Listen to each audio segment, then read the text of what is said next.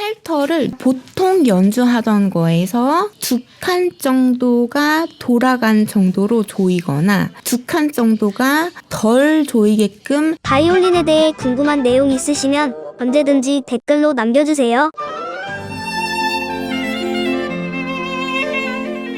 안녕하세요. 언제나 많은 도움 받고 있습니다. 다름이 아니라 궁금한 것들이 있는데 매번 이 활터를 조일 때마다 이걸 어느 정도 감아야 하는지 궁금합니다.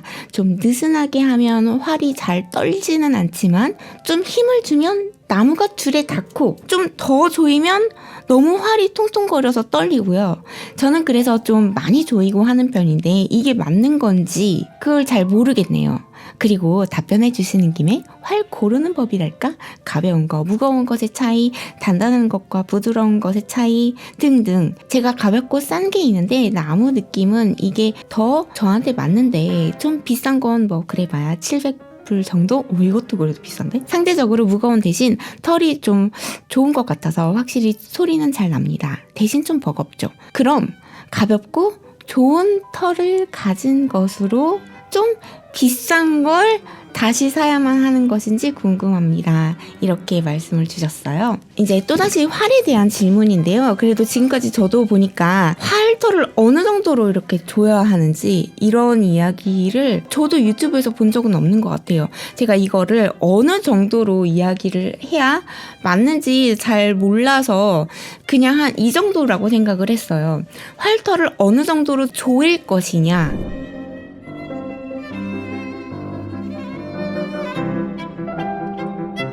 이게 사람마다 굉장히 다르거든요.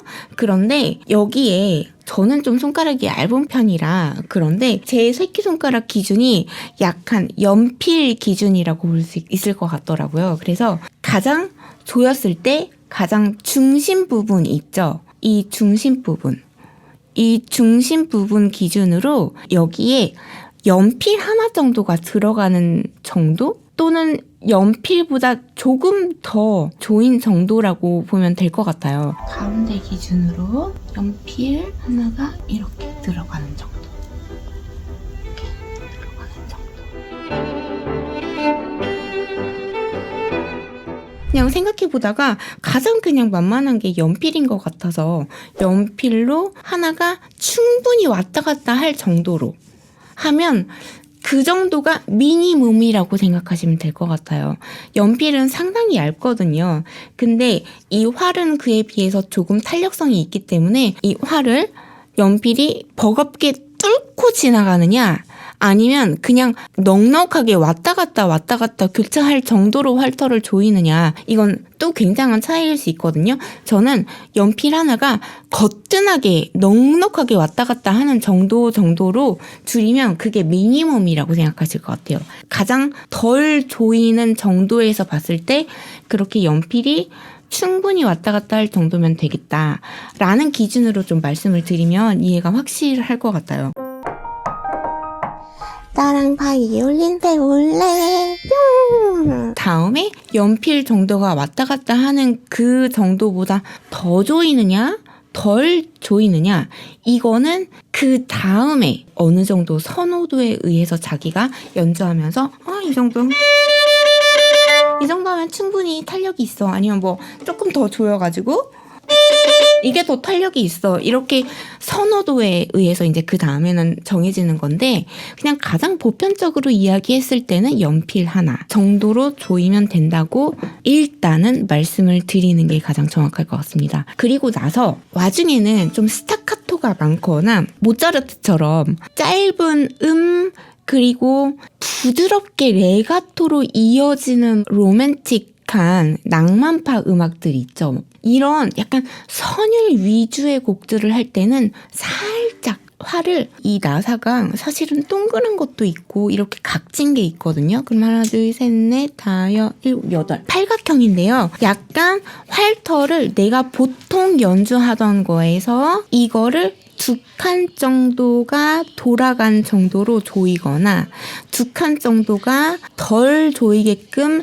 나긋나긋한 로맨틱 곡들, 낭만파 곡들 할 때는 그렇게 조절을 해서 연주를 하곤 합니다. 그러니까 한 이 팔각형의 2각 정도를 조절해서 곡마다 좀 여유 있게 선택하면 되겠다. 이렇게 말씀을 드리면 될 것 같아요.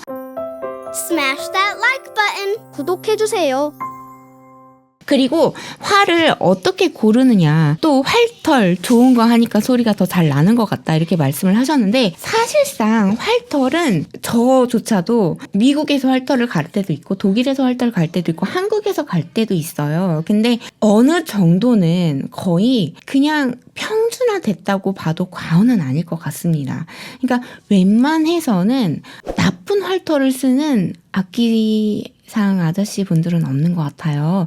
그러니까 활털이 좋아서, 활털이 안 좋아서 바이올린 소리가 나빠지거나 활이 제 능력을 하지 못하거나 하는 적은 거의 없기 때문에 활털 탓은 우리가 할 필요가 없다고 생각해도 과언이 아닐 것 같습니다. 단지 활털을 바꿀 때 제가 바이올린 꿀팁 시리즈에서 특히 입시 시리즈에서 많이 언급을 한 건데요. 이 활털 바꿀 때 저 같은 경우는 좀 이렇게 과격하게 활을 쓰는 스타일이잖아요. 근데 대부분의 솔리스트로 활동하시는 분들이 좀 많이 그렇게 무대 위에서는 과격하게 활을 써야 되는 특히 그런 곡들이 있어요. 그래서 가능하면 그냥 활털을 갈아달라고 하지 않고 활털이 많이 닿는, 비교적 항상 제일 먼저 닿고 제일 피아노일 때까지도 쓰는 이 오른쪽 면, 그러니까 내가 활을 뒤집어서 봤을 때는 왼쪽 면이죠. 활을 연주하는 나무 기준으로 봤을 때는 오른쪽 면이고 내가 뒤집어서 활털을 봤을 때는 왼쪽 면. 네, 조금 한 20-30% 활털을 더 대달라고 부탁을 드립니다. 그러면 좀 평균 우리가 쓰는 것보다 활털을 이쪽 방향에 한 약 4분의 1 정도의 활털을 조금 더 많이 배치함으로 인해서 조금 활털 가는 시기가 20-30% 늦어진다고 보면 되겠더라고요. 그렇게 한다는 점 말씀을 드리고요. 활 고르는 것에 있어서는 제가 한번 전문적으로 좀 자료를 좀 몇 개 모아가지고 말씀을 드리려고 자료 수집 중이니까 조금만 기다려주세요. 그럼 여기까지 이 질문에 대해서 답변이 조금이라도 되었으면 정말 좋겠습니다. 오, 잠깐만요. 잠깐 끊고 갈게요. 오늘의 솔루션은